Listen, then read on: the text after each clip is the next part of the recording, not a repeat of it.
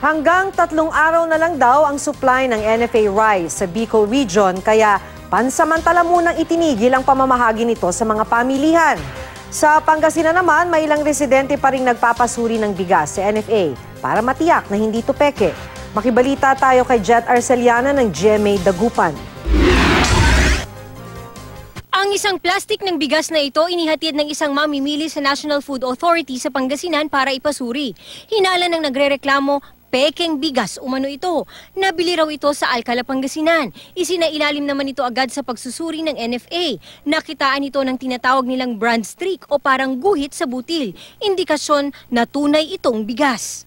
Tapos kung titingnan mo siya, yung butil, mayroong maputi, mayroong parang opaque, parang glass, pero itong parang glass, kung titingnan mo, kung isi-zoom mo siya, meron siyang maputing parang chalk.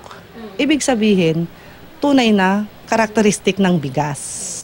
Handa raw ang NFA kung magsasagawa ng inspeksyon ng Department of Agriculture sa kanilang mga bigas. Regular naman daw ang pagsusuri ng ahensya sa mga bigas ng NFA para tiyakin ang kalidad nito.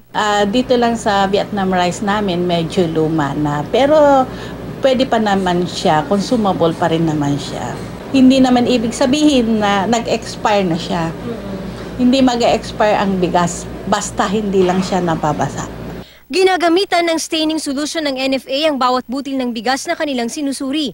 Kapag nanilaw o di kaya'y nadurog ang bigas, reject na ito at hindi na pinapayagang ibenta pa. Sa ngayon, nasa 27 hanggang 28 pesos ang kada kilo ng NFA rice. We just pray na maski walang masyadong maraming bigas ang NFA ngayon, ay hindi siya masyadong tataas. Sa Bicol naman, ramdam na ang kakulangan ng supply ng NFA rice.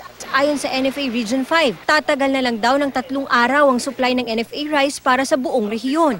Kaya pansamantala na munang itinigil ang pamamahagi ng NFA rice sa mga pamilihan. Paraan daw ito para matiyak na meron pa ring stock sakaling may tumamang kalamidad.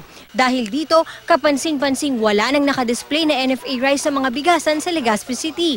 Napipilitan na tuloy bumili ng commercial rice ang mga suki ng NFA rice. Nananawagan ng ilang mamimili lalo na yung mga kapos ng budget na ibalik ang NFA rice sa mga bigasan.